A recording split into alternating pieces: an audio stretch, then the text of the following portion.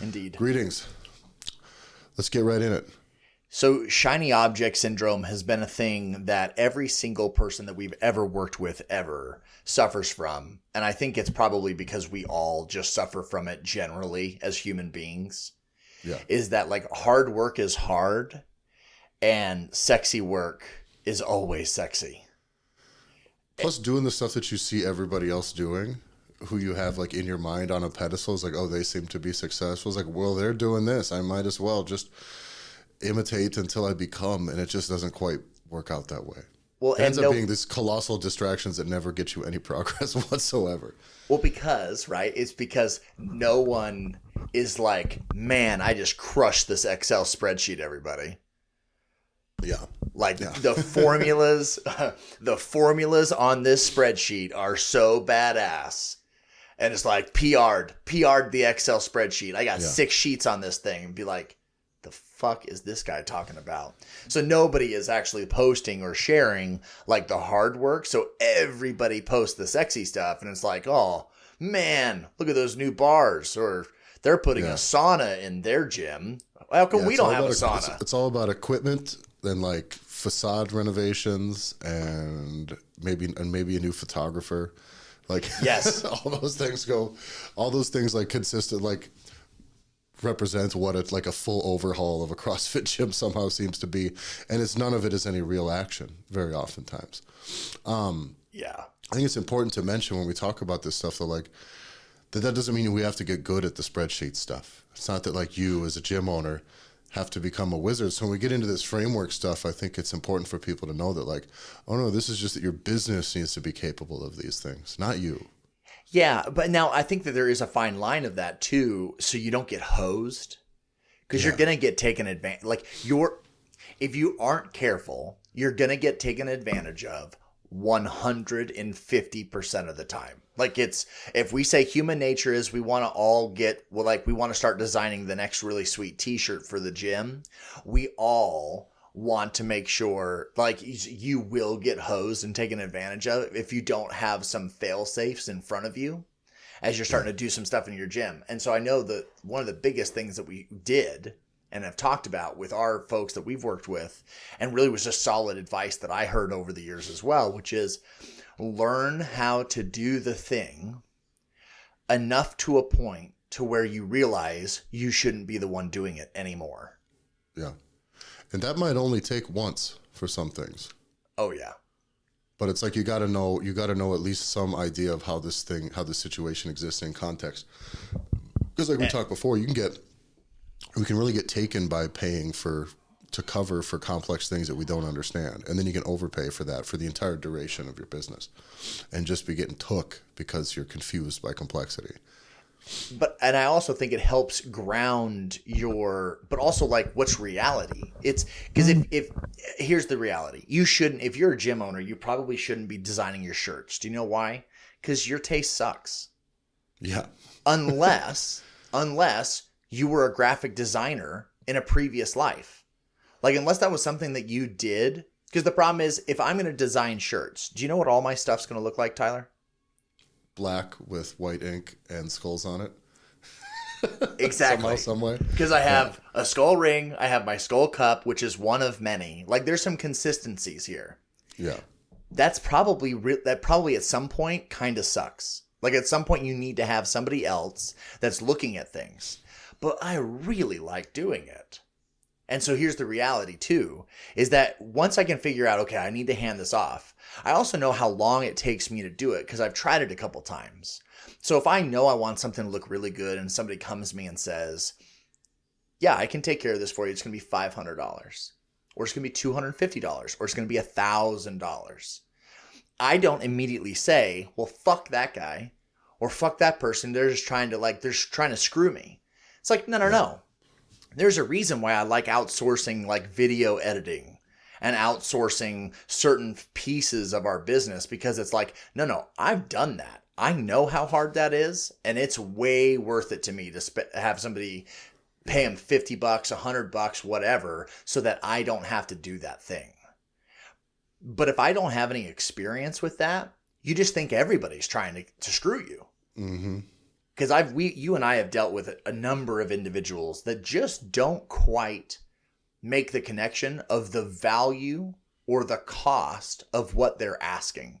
It's like, oh, no, it's simple. It's whatever. It's a thing. And it's like, dude, you don't have a goddamn clue what you're asking me to do right now. Uh-huh. Yeah. Yeah. I get asked a lot of $5,000 and $10,000 things that people want sorted out in a conversation. Very, very often. I was like, all right, yeah, I guess. And then I'll just do it for you too. It's very interesting. But now this framework, John, as we go forward, like we touched a little bit on delegation, and I think that's like extremely important. But in the first step of this framework really is about taking a look at your team. Yeah, and I guess we'll even zoom out one step further before we go. Is that this is the framework that we used that I realized I was doing over and over, and then I brought you in, and then we were doing over and over again with folks, where it was like, as we sat down to start working with someone, we couldn't just immediately jump in to the shiny shit. Now, they first started talking to us because they wanted to update their website or they wanted to get a course built. And this is all that shiny stuff we were talking about before. And what we realized, and we've touched on this in previous episodes and in previous conversations, but it's like at first we're like, yeah, let's jump in. Let's start working on that thing. And then as we realized that was a problem, right? The order was wrong. We realized, whoa, like when someone comes and let's say they want to build a course, it's like, that's great. That sounds awesome. We need to first look at what do you have? And so that's where we started to put it. So this is what I call kind of is T3 framework, because there's 3 T's to follow. And that's where you're starting us off on. So the idea of taking a look at your teams, like what are the teams that is around you? And that's the first T in that T3 framework. And definitely this is where delegation is going to come in. And so if we're talking about within this team, kind of we'll break it out, right? TEAMS. But the first T in teams, and this is definitely in your wheelhouse, is the idea of technology work. Like who's doing the stuff in your gym that's technologically related? Yeah. Well, and it's tough in the gym space because everybody oftentimes gets into this space via coaching. Right. Or they just want to be in the gym more, even if it's not coaching. They just kind of want to be in and around the gym more. And that doesn't often lend itself to being a very specialized, high qualified, high paid person in that field, right? The most qualified graphic designers are not going to be all that interested in just doing it a little bit for free for the gym that they go to very often. So you need to just look and assess, first off, who do you have, right? Who do you have doing things for you? And you see this in every business, but like an actual, like a simple, like organizational chart where you're like, who does what here? If an email comes in, who answers it? If the phone rings, who answers it? If we get a voicemail, who calls them back? If something breaks in the gym, what happens from there? Like, there's a whole lot of things that, like, I think a lot of gyms exist still far south of that point, where it's just everything that happens just kind of happens, and it becomes this like constant blob of coping with situations as they go through. And there is no process to be assigned like, oh, good, I know so-and-so's got this, and I know so-and-so's got this. But oftentimes because they don't have the help to begin with. How many gyms operate with an owner, maybe a full-time coach, and 2 to 6 part-time coaches, and not a single other employee?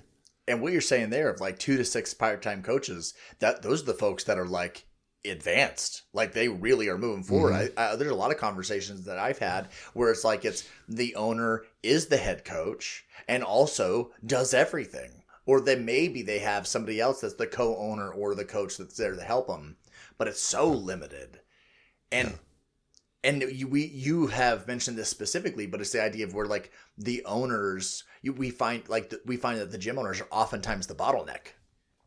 In almost every situation, they are kind of getting things, everything is dying either in their inbox, on their desk.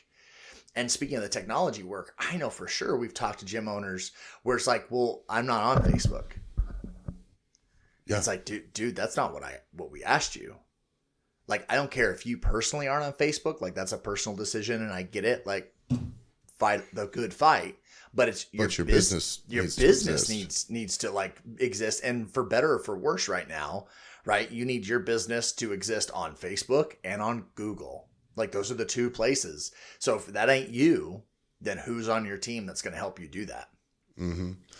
Well, and I think as we talk about moving forward here is from the who's on your team thing, when we talk about chasing shiny objects, right? Chasing the next thing or chasing the thing, the piece that you think you need that's directly going to have a response or an effect on your bottom line.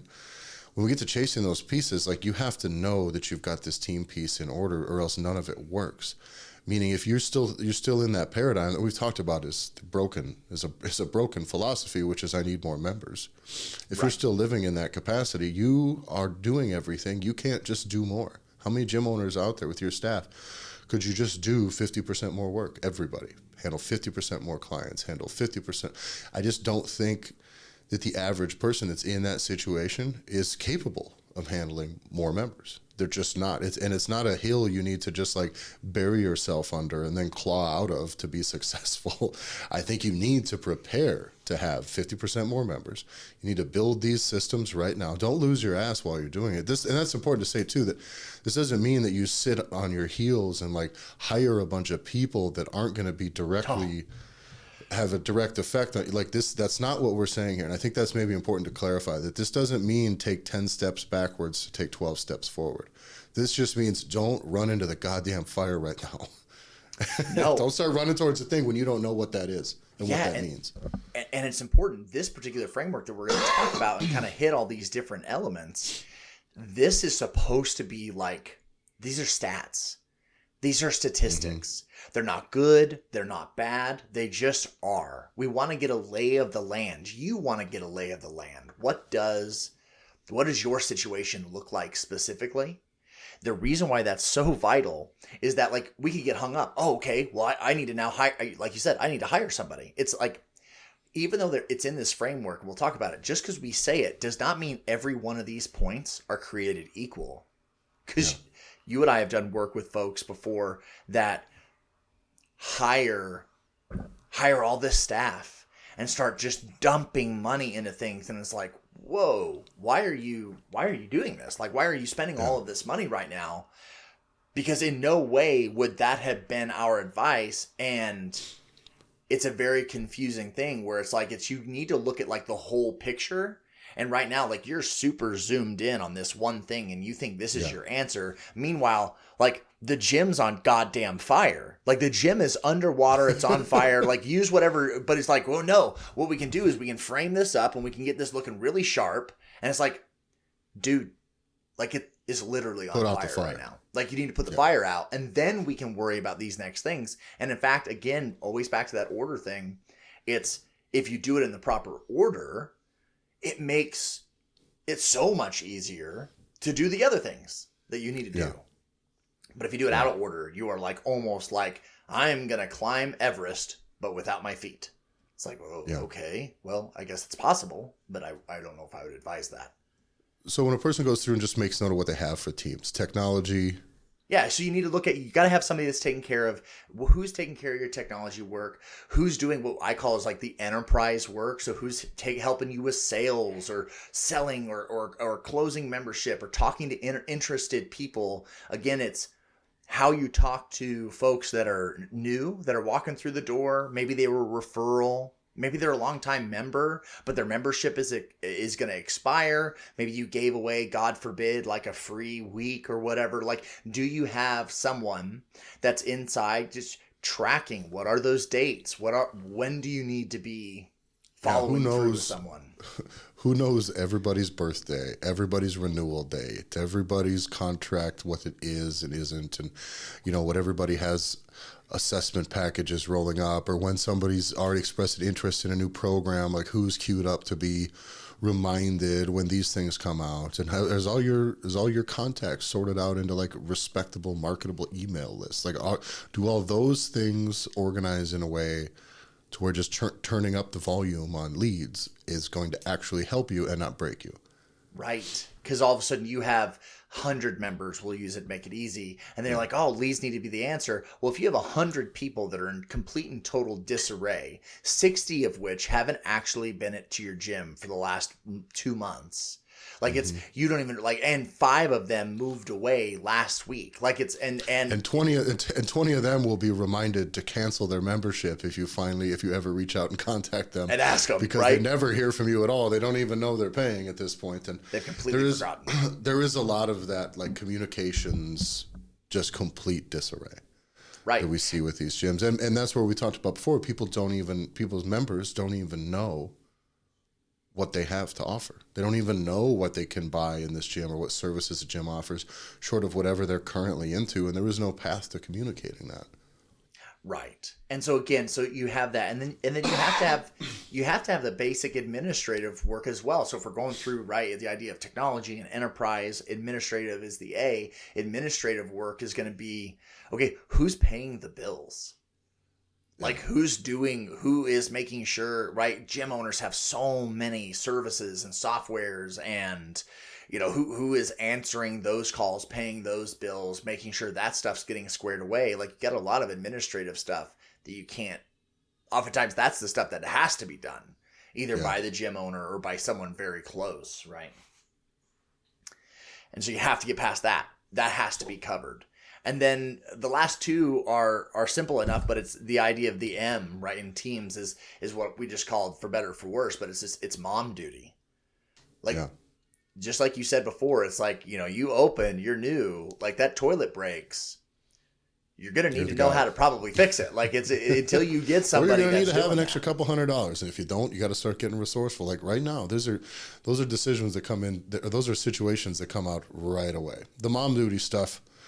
You have and this goes even as far as you can have relationship troubles. A coach can piss somebody off. A client can piss a coach off. You got to show up and become therapist for that day, and you got to be everybody's good guy and blah blah blah. There's a lot of that type of shit. Not just facing in-house, but facing out of house as well. Like you kind of have to be the person to do that until you can find somebody to not be. But people should note how much time actually they spend on that. And very often people might realize that is the bulk of what they're doing. Yeah. Is just running around, putting out fires and trying to get things rolling. And that's not progress. That's maintenance. Yeah. So definitely that's tough. Who's your gym mom? Who's doing those things, quote unquote? And again, you could find that you realize that if you're the one splitting this, if you're a solopreneur, or you only have so many people on your team, you got to realize, okay, what is the percentage of my day that's going to these things? Because this is the last piece of the teams is the S, and this is going to be like the session work. Like who's running your sessions? So do you have coaches, full-time, part-time? Do you have virtual coaches? Who do you have? Because most of the time, if you're only the person there, that means you're running all the classes. That means all those other things we just talked about, that's now what? Being squeezed into the other 20% of your day? Well, it's important to know too that then, by the way, if that's the case, boy, your on the floor product might just be great because it's you. Right. You know what I mean? Mm-hmm. It might be the most fully aligned to your coaching philosophy as anything can be.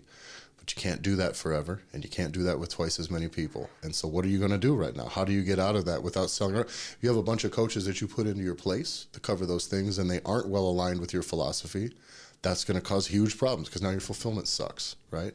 The product you're putting out there is not going to be very good. So it's important to assess where that is. It's all you, so great. That is all perfectly aligned with you as a coach. And if you have a bunch of people where maybe half of them are 80% of the way to you, the other half are very resistant or very far away, that's another piece you have to start working on, right? If half your coaches just aren't quite up to snuff, which by the way, that's not your fault either, nor is it theirs. This is depending on where you're at and where you're getting people. Like everybody as a coach, this is a journey. You're not just going to get aces after aces after aces here. So it is important, though, that you're constantly assessing this and working on this so that when you are getting more members, that you're not having more members who are getting disappointed by poor coaching or coaching that doesn't quite represent you or what you want your business to be. So this is why we can't just skip over these steps and start turning up the volume on members, because you'll have more members and unhappy ones or a very, very burnt out you. 100%. And it also is taking a look at if you want to grow and you think that adding more members is the best way to grow based off of all the marketing that you're going to see, if you are the reason why everything just kicks total ass and it rocks and your gym is awesome and the tribe is awesome and everything's awesome that you have, if you add more people, do you, just like you've talked about, do you have the time to double, to triple your personal workload as the owner that also is doing all the awesome things?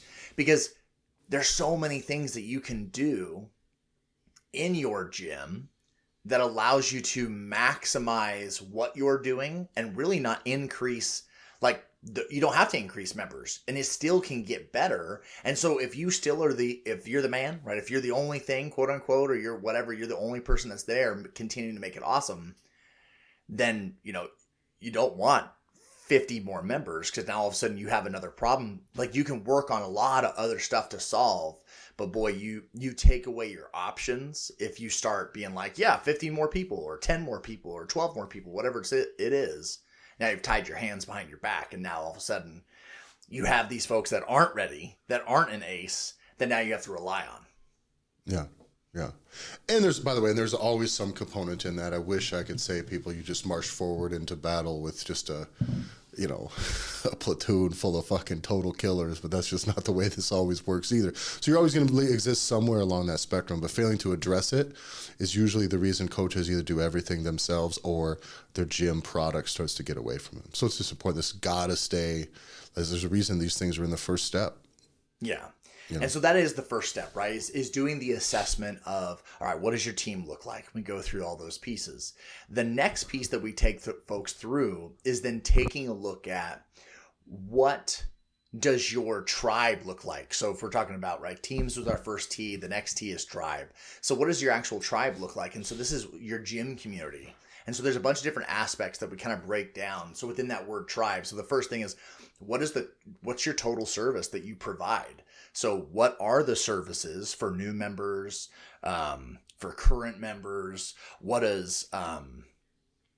all the options that are available? And this is always, this is the biggest one, right? Is when we're working with someone, we ask this question and then they write it all down. And I think it's 100% of the time they go, man, we do a lot of stuff here. Like, I don't think I've ever seen it all like written out like this before. And it's like, and this is the problem. Like, one of the big problems is that you have so many things that are happening. They're scattered everywhere. And if you don't realize that you do all these things, what are the odds that, like, the folks that go to your gym realize you do all these things? And that's just about consistently informing. First off, it doesn't exist in any one place, and that matters, obviously. Also, it means your clients are not being told this. They're not being told. If you don't know, if it never lives in one place as an owner, most likely your coaches are hardly aware.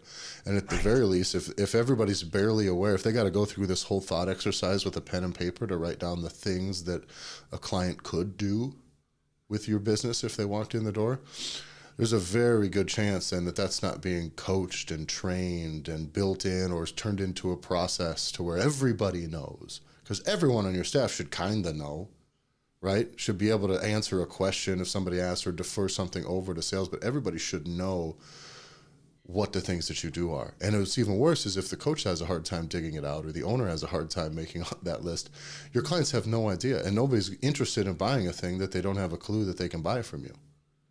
Imagine if you're going to buy a car. Oh, so what options do you guys have? I don't know. Actually, just kind of it's around. Just look around. We've got cars. You can maybe look. There's some that aren't here, but we still have them. So just look, and then maybe if it's not, you can buy one of those too. This makes sense, right? Maybe. It's a weird way to do business. So a lot of people's gyms run like a garage sale with no prices on the thing. They're just like, I guess I don't know how this is supposed to go, but that's also a matter of simply that really carries over from organizing some of the stuff on the team side too. Is Absolutely. you get that stuff organized, you get it in order, so they know what we offer specifically. They're trained on it. They're built for it. On it.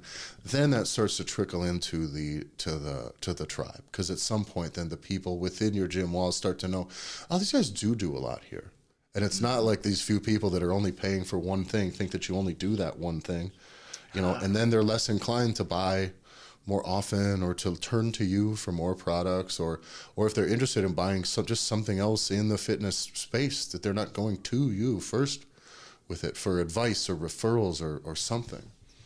The most deadly thing, and we've touched on this before and talked about it, and you and I have talked about it a couple times just offline, but it's the idea of people they'll look for and they'll find what they want. And the thing that would be so deadly for a gym owner is to realize, I had a service. Like, somebody left. Well, why'd you leave? Well, I really wanted to be able to I wanted to spend more money. I wanted better. I wanted personal training, or I wanted this, or I wanted that. And be like, well, we have that. Like, we offer that. And it's like, well, I didn't know that. And by the time that conversation happens, you're 2 months too late. Like, you're so far behind the 8 ball. And you were, again, you were just having a conversation with somebody the other day where it's like, man, I just want more. I want to do more. I want to double down.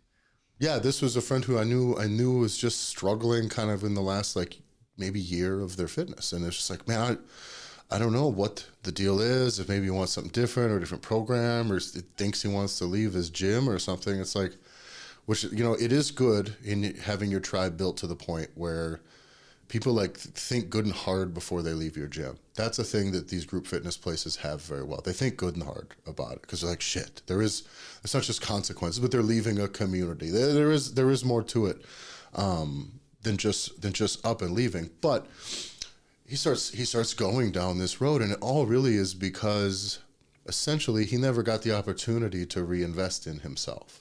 Right. To boil the whole conversation down is there's nothing else he can spend money on there that are going to help him, and he's just kind of bored, and he knows he probably should work harder, but some people connect to that different ways. Some people do it by just buy themselves a new pair of shoes once every 2 months, every 3 months, and all of a sudden that's like enough to light a fire in their fitness. You know what I'm saying? It works. That shit works. Spend some money on supplements, whether they're right, wrong, or bad or whatever. Spend some money on supplements that aren't like a big scam, and people get realigned because they're investing in themselves. They're investing back into their fitness, and whether that means coming through and doing maybe an assessment and full body analytics and some movement stuff, and like a goal setting meeting with your coach, and then getting directed into maybe doing some one-on-ones once a week, and then transitioning to small group focus, or putting together you and a group of homies from the gym who want to do something very specific and just upgrade into a semi-private thing for 2 months out of some assessments. Like, those are all things where the gym owner, not only is this gym owner probably going to lose his client, most likely, but they could have made so much more money and kept him happy. Like, literally, you don't have to lose money to keep this guy. You don't have to lose anything to keep these people. And this is a very common thing with the life cycle of group fitness gyms. You know what I mean? Is the group fitness thing, we realize, well, wait, this can't be the only thing. This just can't be this, and once people get stuck in that paradigm, people end up exactly where this guy was. It's just like, is this it? Is this it? Yeah. Is this all I can do? Yeah. And it is a thing that fights what we believe to be common sense, which is the idea of like, well, they're already paying X, fill in the blank. Yeah. And I don't want to ask them to pay more money. And it's just, you got to realize that folks that pay more attention. Mm-hmm. They just are going, that you think about right now in the back of your mind, any customer, any client that you've ever had, those that were your higher paying customers, just they did better. They listened. They showed up. Like, there's so many examples. The And investment is in wanting to be happy. Once you give people a choice, and I think it's important to make this differentiation, John, is when we make people a choice, it's not about just charging more. It's about giving them a choice to choose more. We build more value into these offers, right?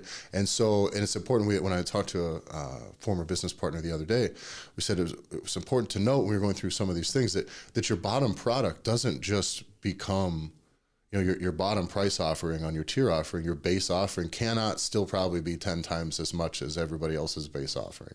right. But you need to have more options and let their buying patterns fall in, because when people choose, if someone can choose to get through this interaction, this purchase, this transaction, if someone can get through that for $200 and they choose to get through it for $200 versus choosing to spend $1,000 to get through it, the person who chooses to spend $1,000 on, say, getting their tires replaced and getting the brakes gone through, whatever the fuck that, I know nothing about cars, right? But if you go in and you got a squeak in your car and the guy's like, listen, for $200 we can get the car on the road again, it'll probably be all right, we'll do the minimum. Or for $1,000 you can get all new wheels, tires, we're gonna go through the brakes, we're gonna do these things. The person choosing to spend $1,000 is choosing to be happier with that interaction, is choosing to go for it, because I chose the greater value, which meant when I am walking into this situation, as soon as I'm ready to make that choice, I am choosing that this is going to be good.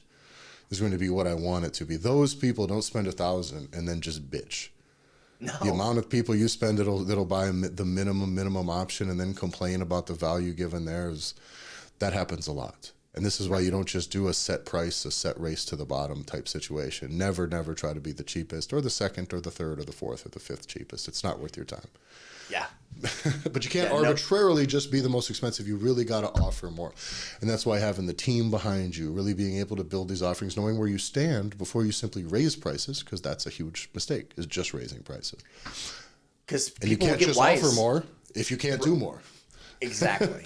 Right. And people do get wise to that. You have to provide more value first, then you can justify the price increase, because that game of just making things more expensive, that's a short-lived game. It'll work for a little bit, but the wheels do come off.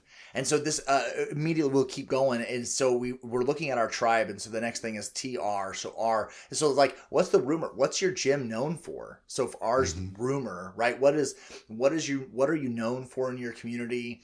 How are you perceived locally? Like when someone thinks about gym, fill in the blank, what's the first thing that they say? I think it's important for you to make sure that you're assessing that and writing that down and realizing, more importantly, and what if that is true? What if that you want to amplify? Right. What if that is true and you need to work on? By the way, there's some of those things that are not going to be good. Your public perception, some things like, shit, we got to work on this, and we got to actually work on this. We cannot just say we offer more value and say we charge more money and then not address these issues. You really do need to, I think, really, really assess what people think of your gym, and then how we move forward from there really depends on that image, because that really sits a lot about expectations.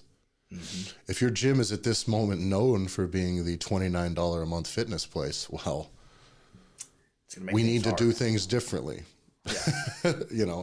And that's going to be a bit of a longer path. But I think that's important, to take an honest look at what your gym is and how it fits in with everything else and what the public opinion is on it.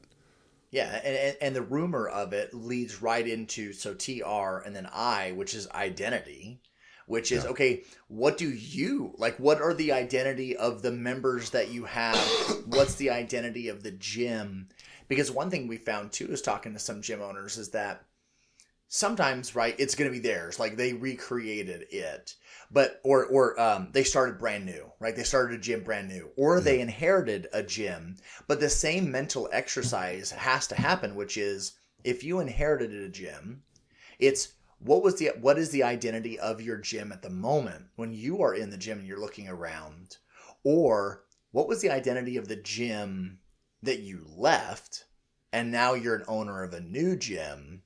Do you want people to be like that? What do you want your people to look like? Because I think a lot of times things will just look, if you don't do it purposefully, the identity of a gym can start to take on a life of its own. And sooner and later you start looking around being like, I hate every fucking person in here. Mm-hmm. Yeah. And I know we've seen massive contrasts of like, it's for folks that we've now been around long enough for now, years we've been around, and we've seen what their gym looked like right when they became an owner. And then we see what their gym has looked like, 4 or 5 years later. And, my wife is a good litmus test for some of these things of like kind of sniffing out bullshit and kind of calling things as it is. Cause there's a lot of things for those of us that are really like close to the trees of the forest kind of a thing, that we're the frog in boiling water when it comes to being around gyms, where there's stuff where it's like, it's totally normal for no one to have clothes on and for everyone to look a very certain way. Right. Yeah. When my wife walks into a gym, she has no expectations because it isn't her life where she is. And so when she walks in, she's like, what the fuck is going on here? Like, why does everyone look exactly the same? Why do none of the women have clothes on? And why do they all want me to respect them? Like, I'm super confused by all of these things. Why have they all agreed on the same pair of shoes? This is strange. Right. Yeah. And so it was awesome because she actually had been with us where we had walked into a gym, 4 years ago. And she's just like, this is a very unwelcoming place. It was the vibe that she got, the feeling that she got. And she walked into the same gym, 4 years later, and tons of things had changed. The owner now had 4 years under their belt where they were brand new at the time. And she's like, this is a completely different gym now. Mm-hmm. That doesn't happen by accident. No. Yeah, you're never going to be, what's the word I'm looking for? You're never going to be like thorough and welcoming on accident. That's the thing you'll never be. Right. But you can be good on accident, though. You can be a real good coach on accident. You could be, but like that next level connection and that next level, like really being mindful to what this is like to a person coming off the street, that has to be done intentionally. Yeah. There is no avoiding it, because if you let the psychological forces from within a gym, whether it's the clients and coaches and the class rotation and ego and fun and all those fun things, all those things just left to run only serve the people within the gym, and then the outside perception gets to be kind of jacked up. So it is very important to keep an eye on that stuff and keep it under balance, because again, like we talked about, is in the end, you still eventually want to be able to turn on the faucet for more members. Eventually, we want to be able to get all your affairs in order so that you can do that. And this is one of those kind of like introductory steps, which is like, dude, what's the vibe like in this place?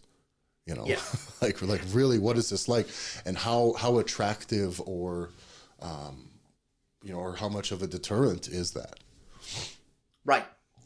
And I will say don't make a mistake about it. Just because we don't lead with members, right? We don't lead with, oh, you need more members. And we don't lead with how many members do you got, right? That's how successful you are.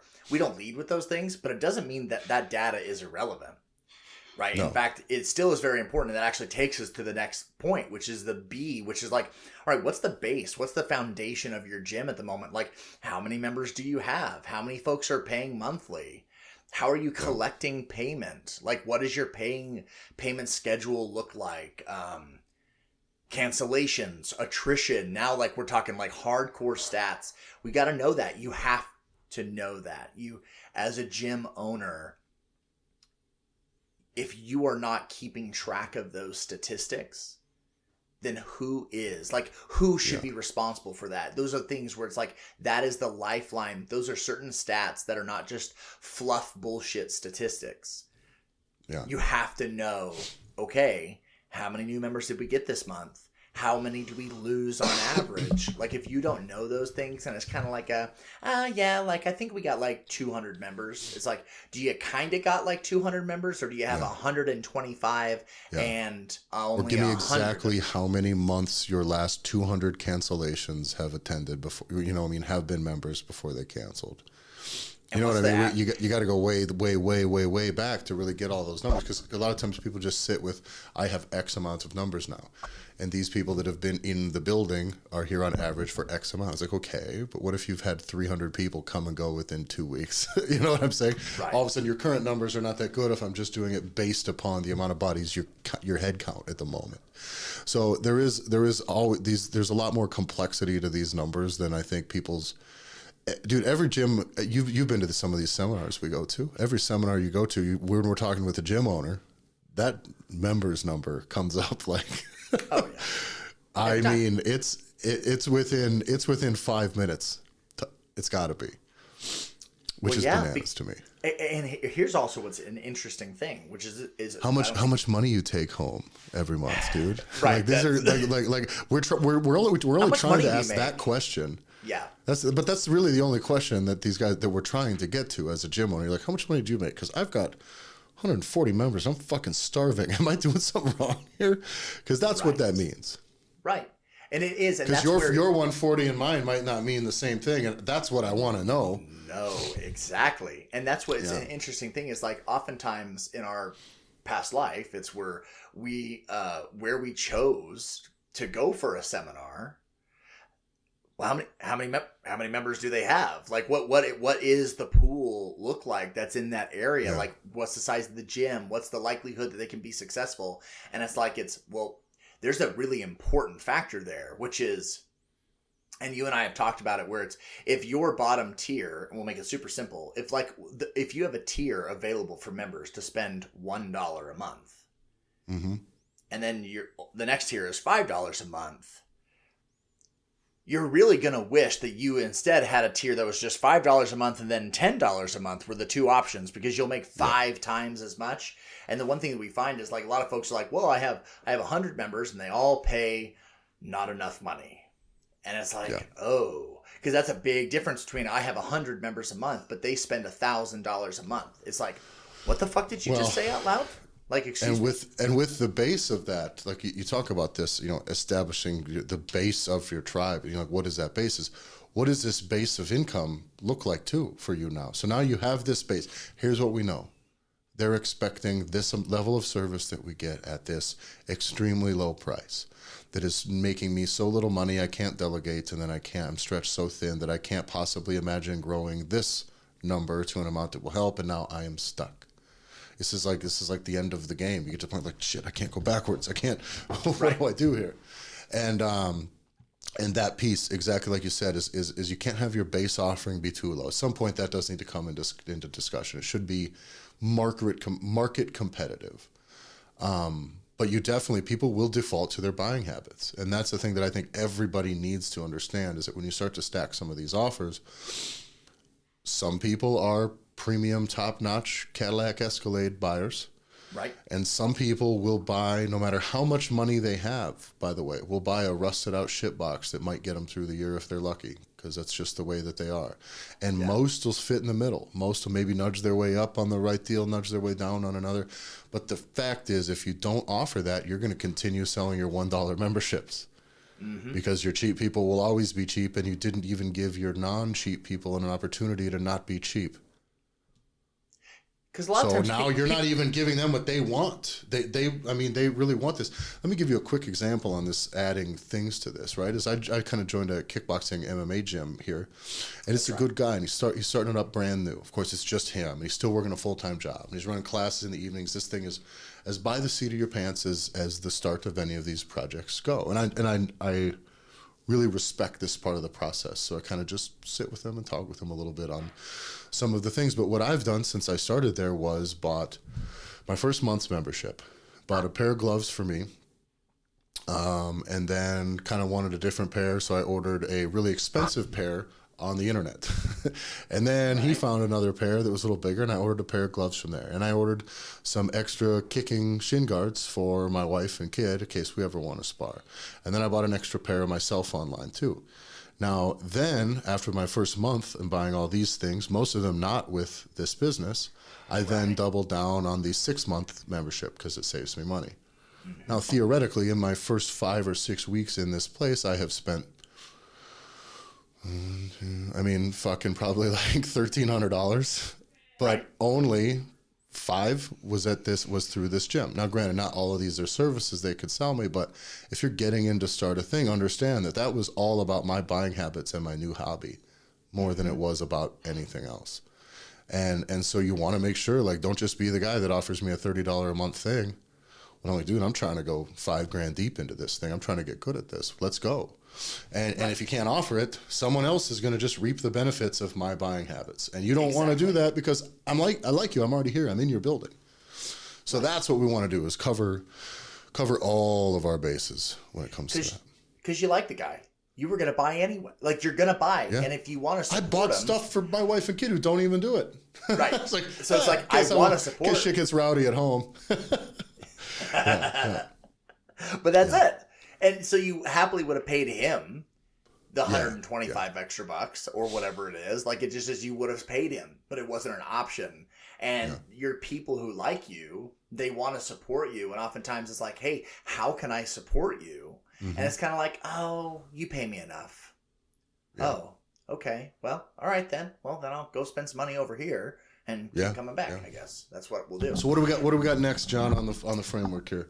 It takes us into expectations, and really what we're talking about, we're coming into now the last bit of the tribe piece, and then you're starting to notice where we really now are talking numbers and transactional work, and that is kind of the last piece. So the last piece of tribe is what are the expectations of your members when it comes to how often do they pay for services? How often are you running programs that they can buy? Like, having set expectations that are established, there's a way to do this badly, and there's a way to do this just really, really ingrained and natural into the gym, and there is an art to this. A lot of this stuff we can break down. It's kind of it's almost like it's gym math. It's scientific. You can just go from da da da da da da da. But there is another piece of this where it's, if you don't establish expectations and make this human, you're going to really quickly realize, oh, well, all I have to do is keep asking people for money and I'll keep making money. Like, that will stop working. You can't just keep asking. When you're talking about a fixed captive audience, which is kind of what your tribe is, give or take, call it what you will. It is a captive audience. It's your audience. They are your members. That you have direct access to them via email and class and all those things. You can solicit them and sell them hard, and you can solicit and sell them often, and it will work until it doesn't. Exactly. And then they're going to be tired of it. They're going to think it's too much, and then it doesn't. Then the paradigm shifts from you offering value that they're choosing to get on board with, and then they're going to feel like, ooh, this guy's not offering value. He's just asking for money now, and they start to see it, meaning you always have to stay ahead of that. And that, by the way, expectations isn't just expectations on how often they're going to be sold or how expensive some things should be. It may also be, the expectation needs to be, from the beginning, from your identity as a gym, and what the reputation that you have is that, oh, these guys do right by me. This is always going to be a premium product. They're asking me for more. I am getting more. Like, you can't disappoint as you start to offer more, as you start to sell some of these upper tier things. You got to deliver, and you got to deliver well, which is why you can't just run ahead and fall on your face either. Yeah. And it cannot be that you're replacing, again, it goes back to how important your team is.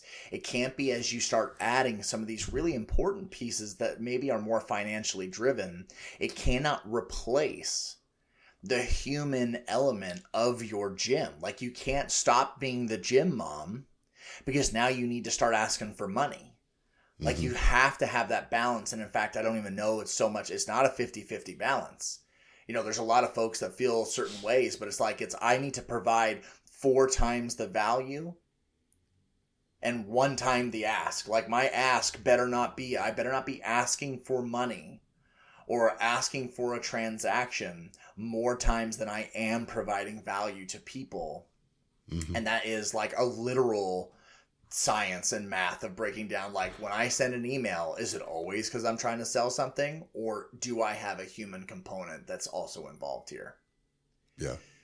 And so it immediately just takes us now into the sales conversations. We're talking transactions, and this is very simple. It is the third T of the T3 framework. Yeah, the third T. So the T3, we're finally there. We made it. So we get the transactions, and this is where we kind of break down, what does your sales process look like? You have to have one, and you need to sit down and say, and if you don't have one that's written down, you have to think, okay, what is happening then?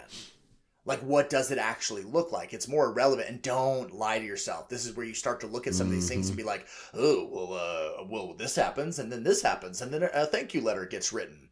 Does it get written? Who writes that thank you letter to somebody? Like, make sure you're being honest, because that's where and this is why we do this, because once you can get everything written down, it makes it so much easier to identify, oh shit, that's a gap. There's a gap here, and maybe this is why our attrition rate is 25%. Maybe this is why the average lifespan of somebody at our gym is is 10 weeks. Yeah. And you can identify, so that it's easy. You're looking at the sales process. You're looking at how often you get a chance to sell people. Is that built into a process? And this is, you touched on it, where it's like, do your coaches know what you offer? Because the last thing you want is a member to walk up and be like, I would just love to be able to do something like this. And they're like, yeah, that'd be awesome. And it's like, oh God, dang, like, dude, it was there. Like, we have something that could have done that. So it's always going to tie back. And we're not just here going on, excuse me. We're not just going on the, here's an assessment of how this is, right? This is something where, if you're realizing that on all of these things that your clients are only used to being sold when they walk in the door for the first time, once you've kind of assessed that, you need to implement some sort of plan in order to start to shift that towards the way we're trying to make things become. So this idea of like, oh shit, right now, when am I selling my clients? Oh, on day one. And then never again, and maybe once a year when I do a nutrition challenge. And maybe if they try to leave. But we need an honest assessment. That's it. But you realize that, like, there is a group of people that are just going to get to this point. They're going to pat themselves on the back because they've looked at their tribe, they've looked at their team, they've written this stuff down. God damn, this was a lot of work that I just did. And then they go, well, all right, off I go. And then that's it. That's all you do. And you got to realize, this is just writing down and understanding all the things that you probably should have already have known. Yeah. This is literally this is the ticket to get into the game, to now be able to start participating. This is the entrance fee. This isn't even the work. This is now what you've just done for yourself is you have just started the foundation of your blueprint of what now needs to actually be done. Yeah. Well, this is identifying all the pieces you have on the board right now. This is, all right, I got this. Like that. Now what? And now what is kind of the thing that's got to come from this now. But you cannot get to this point and go, well, I don't want to know any more about this. This is going to hurt my feelings, or I don't want to pretend. The hard thing is like, oh, I don't want to pretend that maybe I'm leaning into some of these things and moving the wrong direction for a little bit. Or maybe shit, now that I know that some of this stuff and what should be, it's a bit humbling to be like, fuck, I've been heading backwards, or I've been standing still. And standing still is that's the thing, and that's the thing in business. And we have clients, John, who push hard, and they're good, and they're really good for it, and that the ones that are the most ambitious, that get the most done, are the ones that just refuse to stand still. So when we get into processes like this with them, as they go, good. Oh, this is a problem. This is a problem. This is a problem. This is a problem. Good. Now we go. And that's the piece. If you want to be successful in this, you have to kind of adopt that mindset. Is that these numbers are neither good nor bad. They're just a representation of something that we're trying to progress now. And so it doesn't fucking matter where they are, but we're not going to be delusional marching forward, ignoring where some of these things are. And that's exactly the issue that people have when they start chasing leads and members before they have any of these other things in order. Right. And that is, so now the real question is what do I do next? right? What do I do? I got all this information. I have this data. Now what we do? And now we start the process where it needs to be a very methodical nature. We stay right within our frameworks. And you now start taking a look at, okay, I have the data. Now what's the next thing we need to do? And the reality is that it's always easier to keep a member you already have. And so it needs to be that you start to build out your process and take a look at, here's all my information, what do I have? And now how can I start to build and stack things in such a way that allows me to be able to provide the maximum amount of value for the people I have now? And that is really what we did. And that's what we started to do. Is we did this for a done for you thing for so long that it just wasn't practical to keep helping folks. And this is why we have built a system that allows gym owners to now get plugged into a thing to be like, I have this data now. All right, great. Follow this step, this step, this step, and this step. And now these steps are going to break it down for you that you just keep everything that you already have. And now it's scattered. And maybe you have it now less scattered because now it's on a single Word doc, or you wrote it all on the back of rolling papers, like whatever your choice was, right? Whatever you decided to do to write down all this information, you now need to now put it into a consumable way. And that is the piece where we're going to show you is you just now have to put it in a way that can be consumed by somebody else. And now you're going to see kind of just magic happen because you're going to take the disorganized and organize it. And now you can repeat this over and over and over again. But if you just go, oh, well, I don't have a technology person and this is what I need to do, it's like, whoa, pump the brakes. Like that is data to be fixed. And there's certain pieces of this thing that you just wrote out that are things that should be fixed in a year from now, and things that need to be fixed next week. Mm-hmm. And that's where we've already gone too long. Just breaking down, this is how you go about just breaking down the data of what to do. But right, it's most things, there's low hanging fruit. There's areas where you say like this can be better. And that's oftentimes the easiest way to go after something is this is low hanging fruit. I can fix this. I can make this better. We're not so much interested in helping identify low hanging fruit, but we want to identify the things where it's like this can immediately start making you and your business more money, that therefore allows you to provide more value. And the more valuable you can make yourself, then the more things you can do for your people. And it always goes back to you can now fulfill all those altruistic goals that you have, don't have, whatever. But it's very hard to save the poor if you can't save yourself. Yeah, absolutely. Well, I think that's got us tied up here, got us all wrapped up. That's it for the framework stuff, guys. You can you can email us first if you want to have longer form questions. Want to email John or I, you can email us at info@hackyourgym.com, or you can go visit hackyourgym.com. Also, make sure you join the Gym Owners Facebook group. Yep. Yeah, the Gym Owners Podcast is right. Build Your Movement. It's the Facebook group. If you go to hackyourgym.com, it will make it easy. There's a button right there. You click and join, because these are the conversations that are going to be having. You're going to see people that either are actively going through this process, thinking about this process, everything that kind of is in a gym owner's world. This is where it's freely discussed, and it is free, right? This is the idea where the discussion, the community, that's the big driver behind this. The Facebook group is going to be like the kind of best spot for you to get more familiar with a lot of these things. Go ahead, feel free to share this podcast, these videos, these episodes with any gym owner or gym person in your life. If you got anybody, a family member, loved one, a coach, whoever, who's either thinking about starting a gym, has been starting a gym, or has had a gym for a while and just, you want to make sure that you see them be successful. If any of this stuff makes sense to you as a business mind, yourself in whatever field you're in, forward this to your favorite gym owner. I think they'd appreciate a little bit of, they'd appreciate that you care about them. There you go. Because we know they give a shit about you. You can follow me on Instagram at Tyler F. and Stone. That's Tyler EFFIN Stone. And John? I'm at JBanksFL, FL as in Florida. Go Gators. That's a rough weekend, huh? Indeed. All right. I don't want to talk about it. All right. Thanks a lot for listening, everybody. We'll see you next week.